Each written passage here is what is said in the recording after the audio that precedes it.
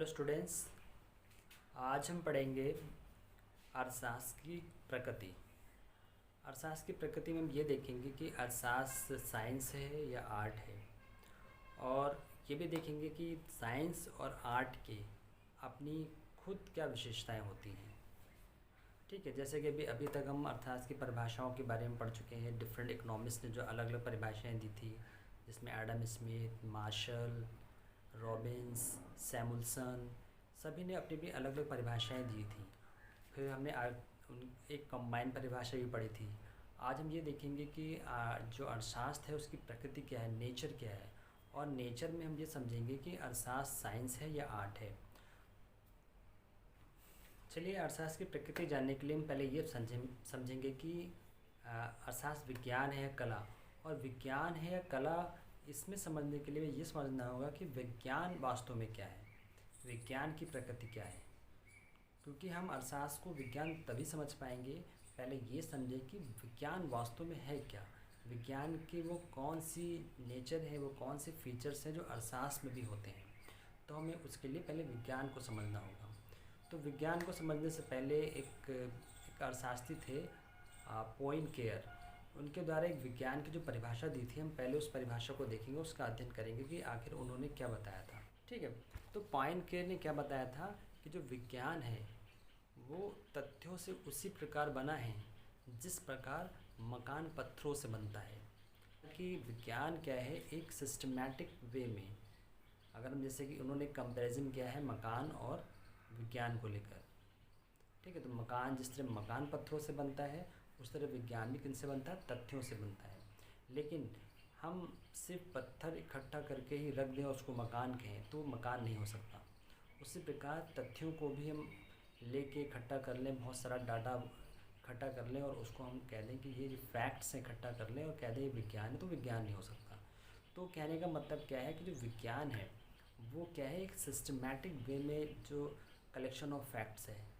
हम कोई भी जो क्रिया करते हैं, जो भी उसमें प्रोसेस होता है, वो सिस्टमैटिक वे में होता है। तो उसी तरह अर्थशास्त्र में भी जो भी रिसर्च होती हैं, जो भी थ्योरीज होती हैं, जो भी सिद्धांत होते हैं, वो भी जो भी बनाए जाते हैं सिद्धांत और जो भी थ्योरीज बनाई जाती हैं, वो भी एक सिस्टमैटिक वे में बनाई जाती है। वो स्टेप बाय स्टेप उसमें हम किसी निष्कर्ष पे पहुंचते हैं, जिस प्रकार की विज्ञान में। तो यहाँ पे पॉइनकेयर की जो बात है, ये बात एक देखने वाली है। हम इस बात से हम ये समझ सकते हैं कि विज्ञान क्या है। उन्होंने विज्ञान का स्वरूप बताया था कि विज्ञान क्या है, एक तथ्यों का संग्रह है, लेकिन एक सिस्टमैटिक वे में। ऐसा नहीं है कि हम तथ्य ला के खूब सारे फैक्ट्स उसको इकट्ठे कर लें और एक निष्कर्ष निकालने की कोशिश करें, तो उस समय कोई निष्कर्ष भी नहीं मिलेगा और वो एक विज्ञान भी नहीं होगा। तो विज्ञान हम तभी कहेंगे एक सिस्टमैटिक वे में, एक ऐसा सिस्टम है जिसमें उसको हम एक क्रमबद्ध तरीके से जब उसका अध्ययन करते हैं, तभी हम उसको विज्ञान कहते हैं।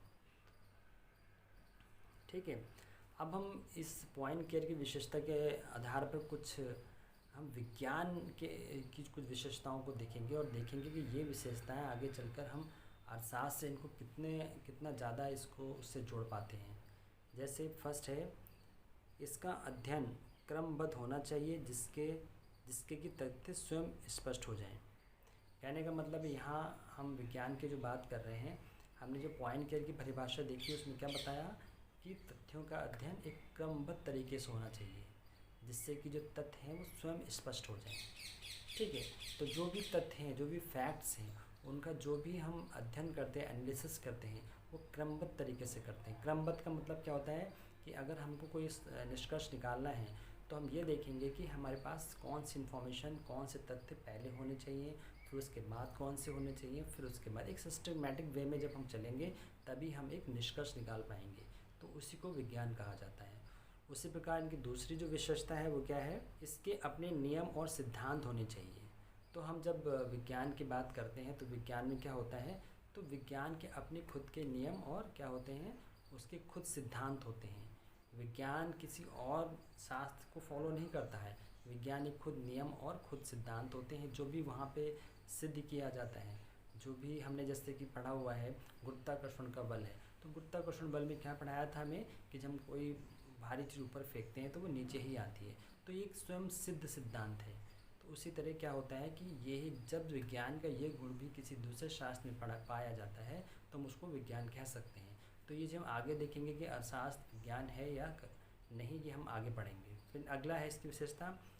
कहने का मतलब है कि जो विज्ञान का जो सिद्धांत है कि क्या होना चाहिए, कारण और परिणाम का संबंध स्थापित करता है। विज्ञान क्या करता है, कारण और परिणाम का संबंध स्थापित करता है।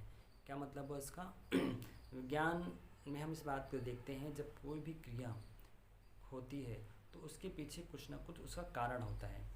कोई भी क्रिया हो रही है या कोई भी हमारे सामने जो रिजल्ट्स आए हैं, उस रिजल्ट्स के पीछे, उस रिजल्ट के आने के पीछे कुछ ना कुछ कारण होते हैं। वो रिजल्ट्स पॉजिटिव है या निगेटिव है, तो अगर वो पॉजिटिव है तो उसके पीछे जो भी स्टेप्स लिए गए होंगे, जो भी कारण होंगे, वो भी क्या होंगे, पॉजिटिव होंगे। तो कहने का मतलब क्या है कि जो विज्ञान का करता है, कारण और परिणाम के बीच में संबंध स्थापित करता है कि हम जो भी रिजल्ट्स आते हैं, जो संबंध हैं, जो भी परिणाम आते हैं, उन परिणाम के पीछे क्या कारण है, ये विज्ञान बताता है। और दूसरा जो अगली इसकी विशेषता क्या है विज्ञान की, कि जो विज्ञान होता है वो जो भी उसमें तथ्य होते हैं वो क्या होते हैं, सार्वभौमिक सत्य होते हैं, सार्वभौमिक सत्य पे आधारित होते हैं। कहने का मतलब है विज्ञान के अंदर जो भी सिद्धांत प्रतिपादित किए गए हैं वो सार्वभौमिक सत्य हैं। वो चाहे विश्व के किसी भी कोने में हो, उसमें जो भी तथ्य दिए गए, जो भी हमारे जो भी परिणाम आए हैं, वो परिणाम हर जगह बराबर ही मात्रा में, उसी मात्रा में, उसी ही श्रेणी में रखे जाएंगे, और जो रिजल्ट्स हमने निकाला है वही रिजल्ट्स विश्व के किसी भी कोने में हमको मिलेगा। तो विज्ञान, अगर हम गुरुत्वाकर्षण की बल की बात करते हैं तो वो चाहे हमारे देश की बात हो या किसी दूसरे देश की बात हो या किसी दूसरे भी क्षेत्र की बात हो, वो हर जगह जो भी उसमें परिणाम आएगा वो समान ही आएगा। फिर उसमें तथ्यों को मापने की शक्ति होनी चाहिए। अब विज्ञान क्या है, विज्ञान क्या करता है, विज्ञान तथ्यों को मापता है, क्योंकि जो भी परिणाम निकलेंगे वो कब निकलेंगे, हम तथ्यों को एनालाइज करेंगे। जो भी फैक्ट्स हैं उनको एनालाइज करने के बाद कितने उसमें से ऐसे फैक्ट्स हैं जो यूज़फुल हैं और कैसे जो हैं जो यूज़फुल नहीं हैं, तो उन तथ्यों को एनालाइज करता है। फिर विज्ञान में और क्या होता है, विज्ञान एक भविष्यवाणी करने की क्षमता रखता है।